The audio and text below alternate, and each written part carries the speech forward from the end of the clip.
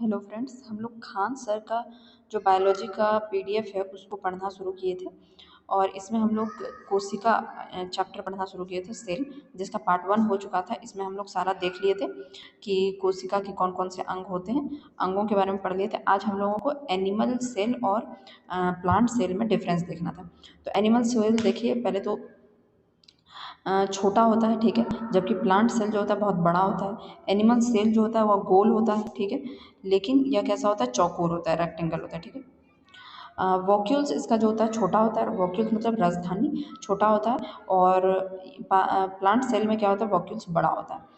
और animal cell में क्या होता है, कभी कभी सीलिया, फ्लैजिला और लाइजोजोम, ये सब चीज़ भी पाया जाता है। सीलिया, फ्लैजिला और लाइजोजोम पाया जाता है, ठीक है।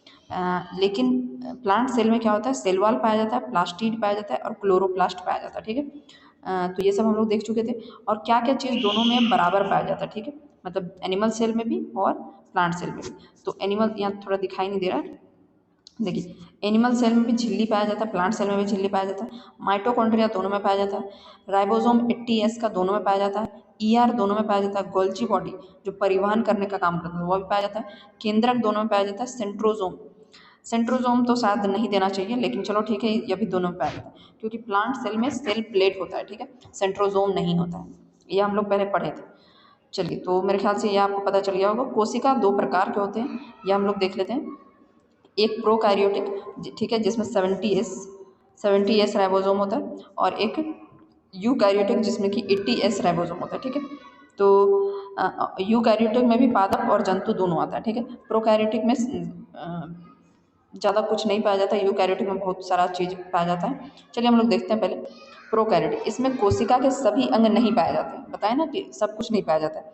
इन्हें प्रारंभिक कोशिका भी कहते हैं। इसमें कोशिका झिल्ली, राइबोसोम जो होता है 70S का पाया जाता है, तथा शेष अंग का अभाव होता है। इसमें कोशिका झिल्ली तो देखने के लिए मिल जाएगा और राइबोसोम भी देखने मिल जाएगा 70S का, लेकिन बाकी सब अंगों में का अभाव देखने के लिए मिलता है। यूकैरियोटिक जो होता है यह पूरी तरह विकसित कोशिका होता है। यह क्या होता है, पूरी तरह विकसित कोशिका होता है यूकैरियोटिक। और इसमें सभी कोशिका के सभी अंग पाए जाते हैं। और इसमें 80S राइबोसोम होता है। पादप कोशिका का आकार चौकोर होता है। इसके अंदर सबसे बड़ा अंग प्लास्टिड होता है। तो ये हम लोग देखे थे प्लास्टिड पिछले क्लास में। तो ये सबसे बड़ा अंग होता है पादप कोशिका का। इनका वॉक्यूल्स, राजधानी बड़ा होता है पादप कोशिका में। इनमें क्लोरोफिल पाया जाता है, क्लोरोफिल पाया जाता है। जंतु कोशिकाएं जो होती है वो गोल होती है। जंतु कोशिकाएं कैसी होती है, गोल होती है। इसके अंदर सबसे बड़ा अंग केंद्रक होता है। जंतु कोशिका में सबसे बड़ा अंग क्या होता है, केंद्रक होता है। और पादप कोशिका में सबसे बड़ा अंग प्लास्टिड होता है, ठीक है। चलिए यहाँ देखते हैं प्रोकैरियोटिक और यूकैरियोटिक में डिफरेंस देखते हैं, ठीक है। देखिए, प्रोकैरियोटिक जो होता है छोटा होता है, यह बड़ा होता है। यह नो क्या बोलते हैं, इन्वेलप ऑन न्यूक्लियस। न्यूक्लियस में क्या होता है, प्रोकैरियोटिक के समय किसी तरह का झिल्ली नहीं होता, परत इस तरह से नहीं रहता है, ठीक है, ढका हुआ नहीं रहता है न्यूक्लियस, ठीक है। इसमें ढका हुआ होता है। श्वसन जीव द्रव से होता है। श्वसन किससे होता है, जीव द्रव से होता है। श्वसन के लिए माइटोकॉन्ड्रिया होता है। इसमें इसमें क्या होता है, श्वसन के लिए माइटोकॉन्ड्रिया होता है। इसमें श्वसन जीव द्रव से होता है, ठीक है। इसमें क्या होता है, इसमें पेप्टिडोग्लाइकेन होता है। सेल वॉल की जगह कैसा होता है, पेप्टिडोग्लाइकेन का सेल वॉल होता है। लेकिन यूकैरियोटिक में क्या होता है, सेलुलोज का होता है, ठीक है। राइबोसोम 70S का होता है, इसमें 80S का होता है। चलिए, इसमें जो दोनों में क्या क्या पाया जाता है, सीलिया, फ्लैजिला, DNA, ये सब चीज़ पाया जाता है, ठीक है। और इसमें और भी यूकैरियोटिक में बहुत सारा अंग पाया जाता है, जैसे कि mitochondria, Golgi body, centrosome, lysosome,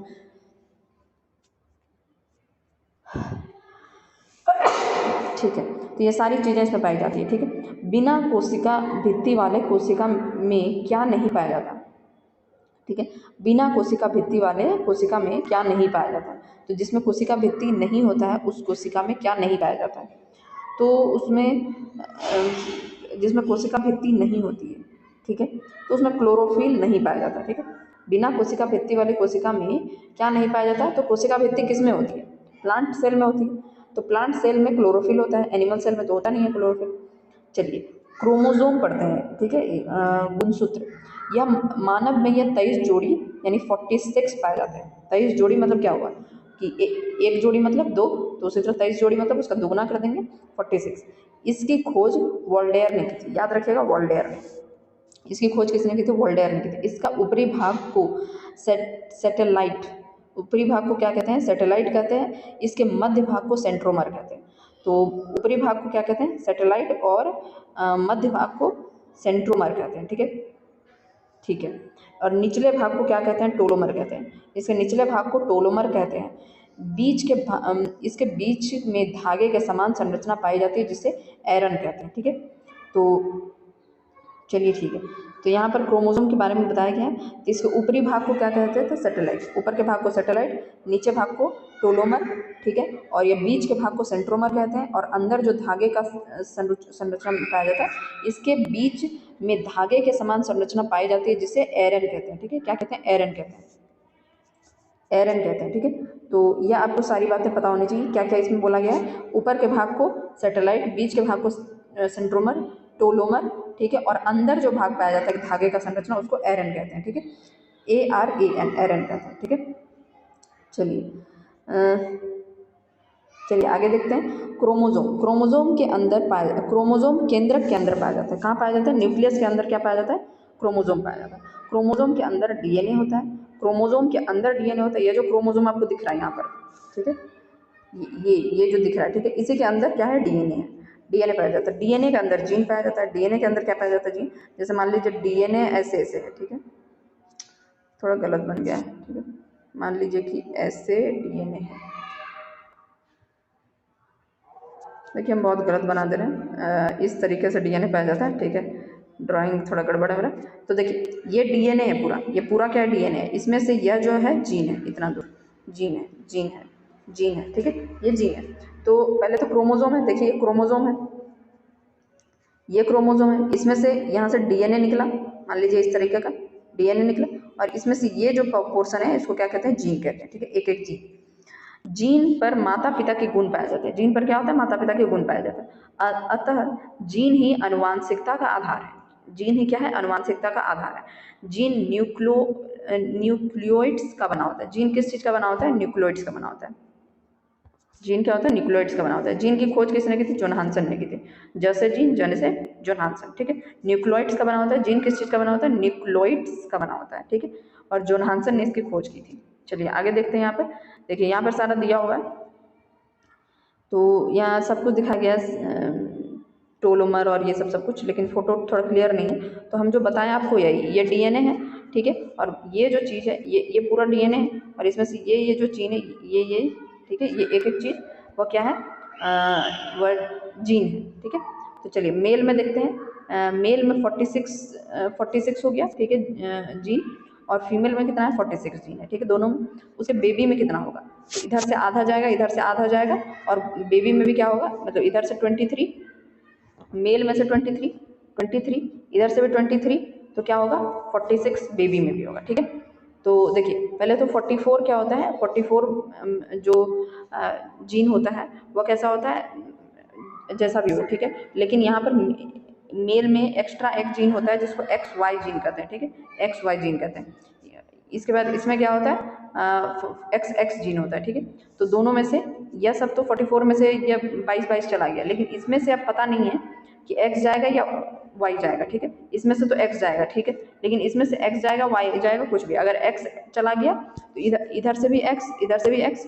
ठीक है, दोनों तरफ से, तो यह लड़की बन जाएगी। इधर से X, सॉरी इधर से नहीं, इधर से अगर Y आ गया और इधर से X आ गया, ठीक है, तो क्या हो जाएगा, लड़का बन जाएगा। ठीक है, चलिए कुछ जीवों के क्रोमोसोम देखते हैं। तो कुछ जीवों में कितने क्रोमोसोम होते हैं वो देखते हैं।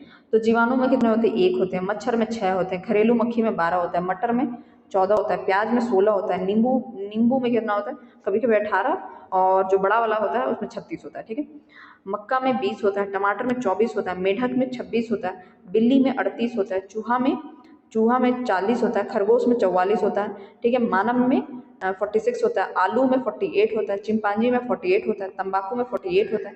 घोड़ा में 64 होता है। कुत्ता में 78 होता है।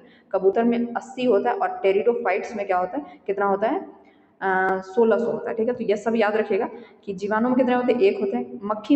मच्छर में क्या होता है, मच्छर हम लोग देखते हैं उसमें 6 होता है, लेकिन घरेलू मक्खी जो देखते हैं उसमें 12 होता है। ठीक है, तो देख लीजिएगा, मक्खी छोटा होता है, घरेलू मक्खी थोड़ा बड़ा होता है। तो उस तरीके से मटर में 14, प्याज में 16, नींबू में 18, कभी कभी 36, मक्का में 20, टमाटर में 24, मेंढक में 26, बिल्ली में 38, चूहा में 40, खरगोश में 44, मानव में 46। मानव के बाद क्या आता है, आलू और चिंपांजी आता है, ठीक है, जिसमें 48 है। तंबाकू में भी 48। घोड़ा में 64, कुत्ता में 78, याद रखें कुत्ता में 78 है, कबूतर में 80 और टेरिडोफाइट्स में 100। ठीक है, तो एक बार फिर से देख लें। जीवाणु में 1, उसके बाद याद कर लीजिए इसको, ठीक है। मच्छर में 6, घरेलू मक्खी में कितना 16, मटर में 14, टमाटर में प्याज में 16, मटर में 14, प्याज में 16, नींबू में 18 या 36, मक्का में 20, टमाटर में 24, टमाटर में कितना है 24 है। मेढक में यह है 26, बिल्ली में 38, चूहा में 40, खरगोश में 44, मानव में भी 44, आलू चिंपांजी तंबाकू में 48, घोड़ा में कितना है 64, कुत्ता में 78, कबूतर में 80 और टेरिडोफाइट्स में 1600, यानी सर्वाधिक उसी में। ठीक है, चलिए अब हम लोग पढ़ते हैं केंद्रक अम्ल। क्या पढ़ेंगे, केंद्रक अम्ल, न्यूक्लिक एसिड। केंद्रक अम्ल क्या है, ये 2 प्रकार के होते हैं केंद्रक अम्ल, डीएनए और आरएनए। ठीक है, ये 2 प्रकार के होते हैं। डीएनए फुल फॉर्म क्या होता है, डाईऑक्सी राइबो न्यूक्लिक एसिड। ठीक है, 2 प्रकार के अम्ल है ना केंद्रक में, तो 2 एसिड है, एक डीएनए एक आरएनए। डीएनए का फुल फॉर्म है डाईऑक्सी राइबो न्यूक्लिक एसिड और आरएनए का है राइबो न्यूक्लिक एसिड। ठीक है, इसको डाईऑक्सी क्यों कहते हैं, क्योंकि ये इस तरीके का होता है। ठीक है, ठीक है, ये दिखाए थे आपको। और राइबो न्यूक्लिक एसिड यानी आरएनए कैसा होता है, केवल ऐसे होता है। ठीक है, इसलिए एक है, इसलिए इसको आरएनए बोलते हैं, और जो डबल में है, डबल हेलिक्स है, इसलिए उसको डाईऑक्सी राइबो न्यूक्लिक एसिड कहते हैं। यह कोशिका के अंदर केंद्रक, माइटोकॉन्ड्रिया तथा क्लोरोप्लास्ट में पाया जाता है। डाईऑक्सी राइबो न्यूक्लिक कहाँ कहाँ पाया जाता है, एक तो केंद्रक में पाया जाता है यानी कि न्यूक्लियस में। ठीक है, उसके बाद माइटोकॉन्ड्रिया में भी पाया जाता है और क्लोरोप्लास्ट में भी पाया जाता है। तो क्लोरोप्लास्ट यानी प्लांट सेल में। ठीक है, तो माइटोकॉन्ड्रिया और क्लोरोप्लास्ट में पाया जाता है। ठीक है, चलिए यहाँ देखते हैं। यस, ये इसके श्रृंखला को पॉलीन्यूक्लाइड्स कहते हैं। इसकी श्रृंखला को क्या कहते हैं, पॉलीन्यूक्लाइड्स कहते हैं। डीएनए न्यूक्लियोटाइड का बहुलक होता है। डीएनए में फास्फोरस तत्व पाए जाते हैं। देखिए डीएनए है, यहाँ पर डीएनए में क्या क्या चीज़ दिया हुआ है। डीएनए जो है पॉलीन्यूक्लियोटाइड्स है। हाँ, डीएनए को क्या कहते हैं, पॉलीन्यूक्लियोटाइड्स भी कहते हैं, तो वो दिया हुआ है। एक न्यूक्लियोसाइड है, एक फॉस्फेट है। ठीक है, न्यूक्लियोसाइड में क्या दिखा हुआ है, शुगर और नाइट्रोजन बेस। ठीक है, शुगर में किस तरीके का होगा, राइबोस और डायराइबोस। ठीक है, शुगर कितने प्रकार के होंगे, जिसमें अभी हम लोग पढ़े थे ना आरएनए और डीएनए, तो जिसमें राइबोस शुगर होता है उसको आरएनए बोलते हैं, और जिसमें मतलब डीएनए होता है, मतलब डाईऑक्सी राइबोस होता है, उसको डीएनए बोलते हैं। ठीक है, तो नाइट्रोजन बेस में प्यूरिन होता है, पिरीमिडीन होता है। ठीक है, जैसे देखिए प्यूरिन में ए और जी आता है, और साइटोकिन में सी और टी, पिरिडमिन में सी और टी होता है। ठीक है, ये आप लोग देखे होंगे जीन पे लगा हुआ होता है AGCT। देखिए ये जो यहाँ पर आपको घर घर टाइप का दिख रहा है ना, लाइन लाइन, ये लाइन लाइन टाइप का। ठीक है, ये क्या है, ये AGCT यही है। ठीक है, देखिए यह क्या है, नाइट्रोजन बेस है। जैसे मान लीजिए कि डीएनए है। ठीक है, डीएनए। ठीक है, डीएनए में अगर आपको शुगर पूछा जाए तो क्या बोलेंगे, डाईऑक्सी राइबोस शुगर है। ठीक है, नाइट्रोजन बेस पूछा जाए तो क्या हो जाएगा, AGCT यानी कि एडेनिन, ग्वानिन, साइटोनिन और थाइमिन। ठीक है, ये सब क्या है, यह क्या है, नाइट्रोजन बेस। ठीक है, तो चलिए हम अब आपको बताते हैं, अगर आरएनए हो, ठीक है, आरएनए अगर है, आरएनए में क्या होता है, इसमें राइबोस शुगर होता है। ठीक है, नाइट्रोजन बेस हम लोग अलग से पढ़ेंगे, AGCT में से कौन कौन सा होता है उसमें। चलिए देखते हैं यहाँ पर, डीएनए का पहला अवलोकन कार्ल वर्क्स ने किया। डीएनए का पहला अवलोकन किसने किया, कार्ल वर्क्स ने किया। डीएनए को प्रयोगशाला में हरगोविंद खुराना ने देखा। तो अवलोकन किसने किया था सबसे पहले, तो कार्ल वर्क्स ने, और प्रयोगशाला में हरगोविंद खुराना ने। डीएनए की संरचना डबल स्टैंडर्ड होती है, जिसकी मॉडल वाटसन एवं क्रिक ने दिया था। ठीक है, जो डबल हेलिक्स, डबल स्टैंडर्ड जो इस तरीके का हम लोग देखते हैं डीएनए का संरचना, वह किसने दिखाया था, वह दिखाया था वाटसन तथा क्रिक ने। ठीक ना, वाटसन तथा क्रिक ने दिखाया था, जिस कारण इन्हें 1962 में नोबेल प्राइज मिला था। ठीक है, एडेनिन थाइमिन में डबल हेलिक्स बॉन्ड होता है, ग्वानिन और साइटोनिन में ट्रिपल हेलिक्स बॉन्ड होता है। देखिए यहाँ पर दिया हुआ है ना, ये नाइट्रोजन बेस है, AT और GC। ठीक है, एडेनिन और थाइमिन में क्या होता है, एडेनिन और थायमिन में डबल बॉन्ड होता है। देखिए दो दो चीज इस तरीके से दिखाया गया ना, दो, तो ए और टी, यह डबल बॉन्ड हो गया। और यहाँ पर दिखाया जी और सी, तो इसमें ट्रिपल बॉन्ड दिखाया हुआ है, देखिए, तो वह ट्रिपल बॉन्ड हो गया। ठीक है, ये आपको याद रखना है कि एडेनिन और थायमिन जो है वह डबल बॉन्ड से जुड़ा हुआ रहता है, और ग्वानिन और साइटोनिन जो होता है वह ट्रिपल बॉन्ड से जुड़ा हुआ रहता है। ठीक है, और ये सब क्या है, एडेनिन और थायमिन, ये सब देखिए यहाँ पर नाइट्रोजन बेस है, nitrogen base, adenine, guanine, cytosine, thymine. ठीक है, एडेनिन और ग्वानिन को क्या कहते हैं, प्यूरिन कहते हैं, और पिरिमिडीन किसको कहते हैं, साइटोनिन और थायमिन को। ठीक है, चलिए आगे देखते हैं। अनुवांशिक गुणों का वाहक डीएनए होता है। अनुवांशिक गुणों का वाहक क्या होता है, डीएनए होता है।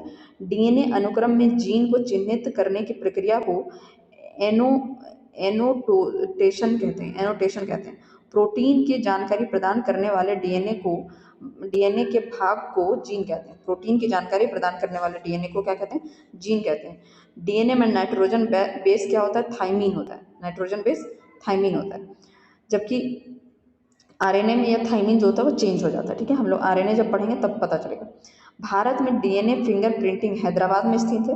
भारत में डीएनए फिंगरप्रिंटिंग कहाँ स्थित है, हैदराबाद में। इसका उपयोग आपराधिक मामलों में गुत्थियां सुलझाने के लिए किया जाता है। इस तकनीक से व्यक्ति के जैविक अंश जैसे रक्त, बाल, नख, खूर तथा कोशिका स्रोत के द्वारा डीएनए की पहचान की जाती है। ठीक है, चलिए यहाँ देख लेते हैं। आरएनए राइबोज न्यूक्लिक एसिड, इसकी संरचना सिंगल स्टैंडर्ड होती है। अब यहाँ पर आरएनए के बारे में हम पढ़ने वाले हैं, तो इससे पहले हम लोग डीएनए को ठीक से पढ़ लें। ठीक है, तो यहाँ पर केंद्रक अम्ल में हम लोग क्या देखें कि केंद्रक में कौन कौन से अम्ल हैं, डीएनए और आरएनए। डीएनए को क्या बोला जाता है, डायोक्सी राइबो न्यूक्लिक एसिड। यह कहाँ कहाँ पाया जाता है, केंद्रक में पाया जाता है, माइटोकॉन्ड्रिया में और क्लोरोप्लास्ट में पाया जाता है। ठीक है, चलिए इसकी श्रृंखला को क्या कहते हैं, डीएनए की श्रृंखला को पॉलीन्यूक्लियोइड्स कहते हैं। ठीक है, यह न्यूक्लियोटाइड के बहुलक होते हैं, पॉलीन्यूक्लियोइड्स इसीलिए इसको कहते हैं क्योंकि ये न्यूक्लियोटाइड के बहुलक होते हैं। डीएनए में फास्फोरस तत्व पाया जाता है। क्या क्या पाया जाता है, फास्फोरस तत्व। ठीक है, यहाँ हम लोग देखते हैं कि उसमें डीएनए में क्या क्या पाया जाता है। पहले बात तो डीएनए क्या होता है, पॉलीन्यूक्लियोइड्स होते हैं। इसमें न्यूक्लियोसाइड्स पहली बात तो पाया जाता है, और फॉस्फेट यानी फास्फोरस बताया था ना, वही फॉस्फेट पाया जाता है। तो डीएनए में शुगर जो होता है, एक राइबोज शुगर होता है और एक डायराइबोज शुगर होता है। ठीक है, और नाइट्रोजन बेस होता है, प्यूरिन, पिरिमिडीन। ठीक है, प्यूरिन में एडेनिन और ग्वानिन, और पिरिमिडीन में साइटोनिन और थायमिन होता है। ठीक है, याद रख लीजिएगा इसको। डीएनए का पहला अवलोकन किसने किया था, कार्ल बर्ग ने किया था। ठीक है, प्रयोगशाला में किसने किया था, हरगोविंद खुराना ने। डबल स्टैंडर्ड जो संरचना है इसकी, वह किसने दिया था, वॉटसन तथा क्रिक ने, जिसे 1962 में नोबेल प्राइज में मिला था। एडेनिन थायमिन जो होता है डबल हाइड्रोजन बॉन्ड से जुड़ा होता है, ग्वानिन साइटोनिन ट्रिपल हाइड्रोजन बॉन्ड से जुड़ा होता है। ठीक है, अनुवांशिक गुणों का वाहक क्या है, डीएनए ही है। डीएनए से ही अनुवांशिक गुण दूसरे जीन में मतलब दूसरे व्यक्ति में जाता है। ठीक है, तो डीएनए में जीन होता है, डीएनए अनुक्रम में जीन को चिन्हित करने की प्रक्रिया को एनोटेशन कहते हैं। यानी कि डीएनए में जो जीन का अनुक्रिया होता है, यानी जीन किस क्रम में है, उसको उस चीज को चिन्हित करने की प्रक्रिया को एनोटेशन कहते हैं। प्रोटीन की जानकारी प्रदान करने वाले डीएनए के भाग को क्या कहते हैं, जीन कहते हैं। ठीक है, प्रोटीन की जानकारी प्रदान करने वाले भाग को क्या कहते हैं, जीन कहते हैं। डीएनए में नाइट्रोजन बेस थायमीन होता है। ठीक है, भारत में डीएनए फिंगरप्रिंटिंग हैदराबाद में। ठीक है, चलिए अब आरएनए के बारे में देखते हैं हम लोग। ठीक है, आरएनए क्या है, राइबोज न्यूक्लिक एसिड। इसमें शुगर कौन सा होता है, राइबोज शुगर होता है। ठीक है, डायराइबोज शुगर होगा तो डीएनए बन जाएगा। ठीक है, चलिए और हाँ, इसकी संरचना सिंगल स्टैंडर्ड होती है। ठीक है, डायराइबोज होता तो डबल स्टैंडर्ड होती, लेकिन यह राइबोज है। ठीक है, इसलिए इसका सिंगल संरचना होती है। इसमें राइबोज शुगर पाया जाता है। इसमें कौन सा शुगर पाया जाता है, राइबोज शुगर। ठीक है, जो अभी हम आपको बताएं। इसमें नाइट्रोजन बेस कौन कौन सा होता है, तो नाइट्रोजन बेस बाकी सब तो होता ही है, AGC, टी के जगह पर यूरेसिल होता है। ठीक है, जैसे अभी हम लोग देखे थे ना कि ए और क्या देखे थे, ए और हाँ टी देखे थे, तो टी के जगह पर यू आ जाएगा। ठीक है, यूरेसिल, जो कि डबल बॉन्ड से डबल हाइड्रोजन बॉन्ड से जुड़ा हुआ रहेगा। और उसके बाद जी और सी होगा, ये ट्रिपल बॉन्ड से जुड़ा होगा। ठीक है, जो अभी यहाँ पर हम लोग देखे थे, यहाँ पर जो हम लोग देखे थे ना, ए और टी, तो यहाँ टी के जगह पर यूरेसिल आ जाएगा, यानी थायमीन के जगह पर यूरेसिल आ जाएगा, बाकी सब कुछ समान रहेगा। तो इसमें नाइट्रोजन बेस क्या क्या होता है, एडेनिन, ग्वानिन, साइटोनिन और यूरेसिल, थाइमिन नहीं होता है। यह प्रोटीन संश्लेषण, प्रोटीन का निर्माण करने का कार्य करता है, ठीक है। आरएनए में तीन तरह का क्या बोलते हैं प्रोटीन होता है, मतलब 3 प्रकार का आरएनए होता है। तो पहला है एमआरएनए, टीआरएनए और आरआरएनए, ठीक है। तो तीनों आरएनए का काम जान लेते हैं, तीनों आरएनए क्या क्या काम करते हैं।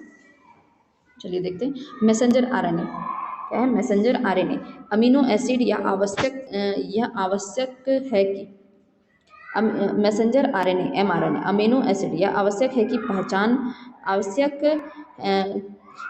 पहचान करता है तथा उन्हें एक क्रम में सजाता है। प्रोटीन संश्लेषण में क्षार इवेंट में एमआरएनए का निर्माण करता है। देखिए एमआरएनए का काम क्या है, वह पहचान करता है कि क्या ये वाला अमीनो एसिड हमको चाहिए या नहीं चाहिए, ठीक है। वह पहचान करता है, ठीक है, और पहचान करके मैसेज पहुंचा देता है किसको, ट्रांसफ़र आरएनए को, ठीक है। मतलब मैसेज पहुंचा देता है राइबोसोम को कि ठीक है तुम आ जाओ, मतलब कि हमको मिल गया अमीनो एसिड जो हम लोगों को चाहिए, ठीक है। फिर ट्रांसफ़र आरएनए होता है, टी से ट्रांसफ़र आरएनए, ये अमीनो एसिड का परिवहन कर राइबोसोम तक लाता है। फिर राइबोसोम से क्या होता है, एक टी आरएनए होता है जो ट्रांसफ़र करने का काम करता है। मैसेंजर आरएनए पहचान कर लिया कि ये वाला अमीनो एसिड हमको चाहिए, और ट्रांसफ़र आरएनए ने उसको ट्रांसफ़र करके राइबोसोम तक ले आता है, ठीक है। उसके बाद आरआरएनए जो होता है यह प्रोटीन का निर्माण करता है। उसके बाद क्या होता है, वह प्रोटीन का निर्माण करता है। कैसे निर्माण करता है, 10 अमीनो एसिड और 10 मिस के 20 अमीनो एसिड होता है। 10 अमीनो एसिड क्या होता है, वह हमारे शरीर में ही बन जाता है, और 10 अमीनो एसिड हमको बाहर से लेना होता है, ठीक है। तो उन सबको मिला के 20 अमीनो एसिड का एक मिलाने से क्या होता है, एक प्रोटीन बनता है, ठीक है।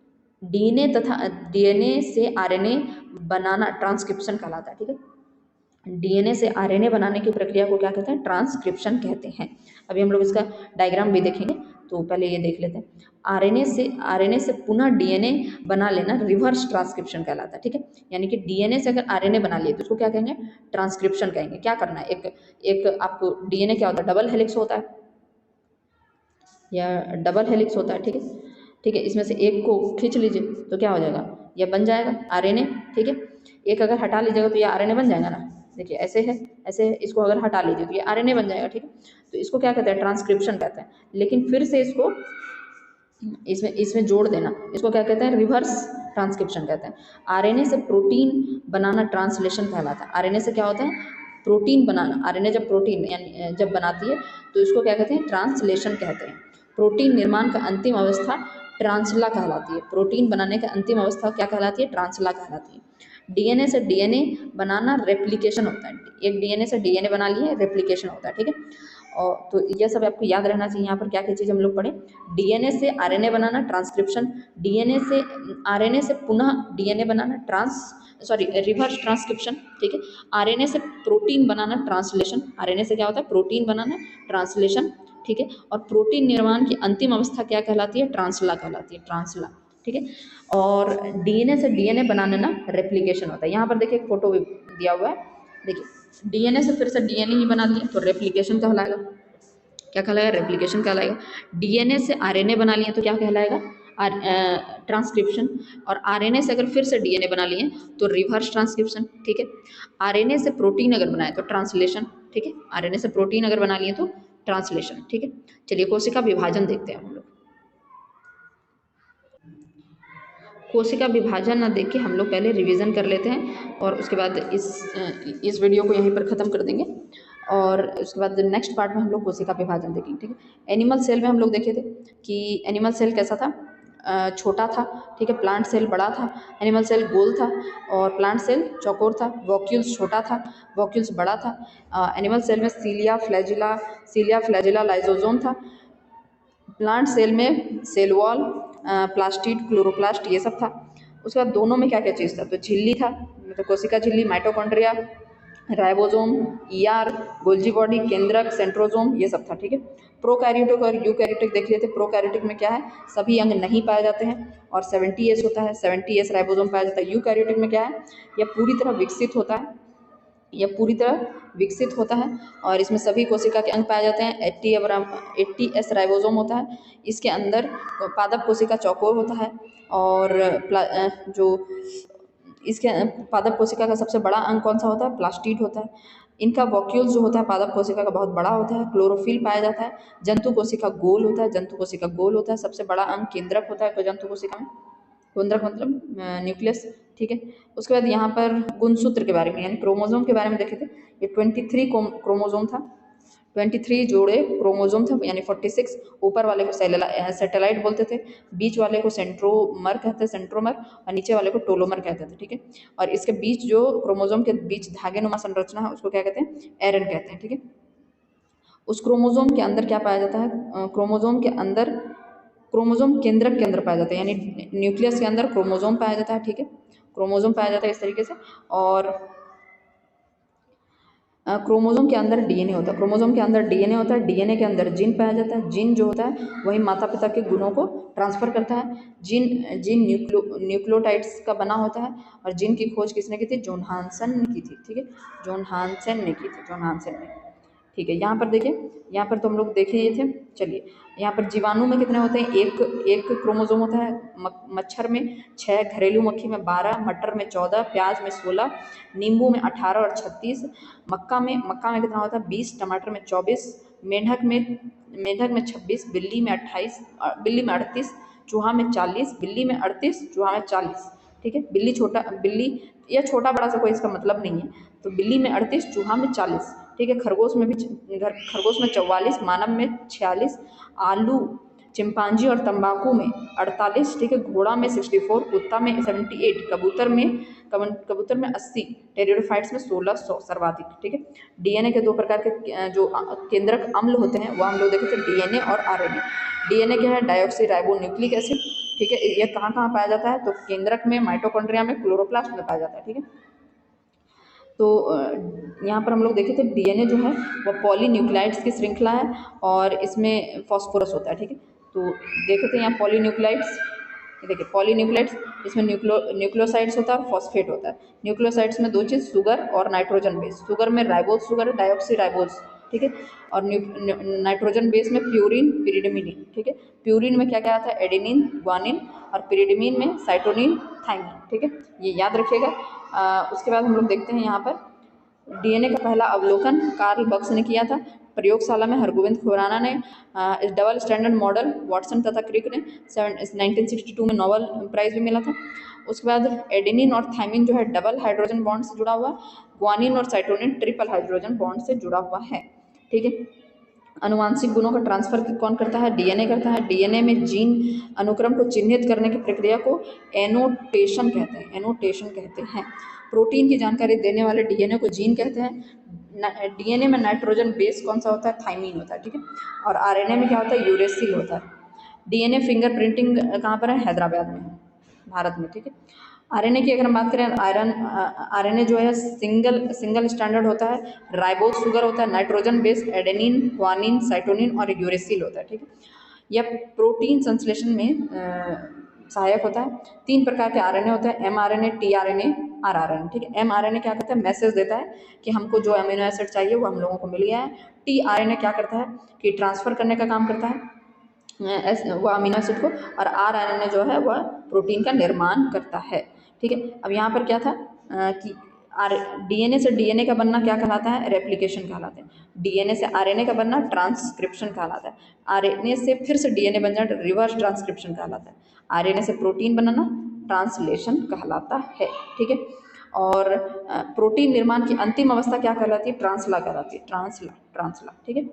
कोशिका विभाजन हम लोग नेक्स्ट पार्ट में देखेंगे। ये आधे घंटे का वीडियो हो गया है और नेक्स्ट पार्ट में देखेंगे, ठीक है। यह जो कोशिका वाला चैप्टर है बहुत लंबा चैप्टर, ठीक है। उसके बाद का चैप्टर बहुत इजी है, वो एक वीडियो में वो कंप्लीट हो जाएगा, ठीक है। Thank you.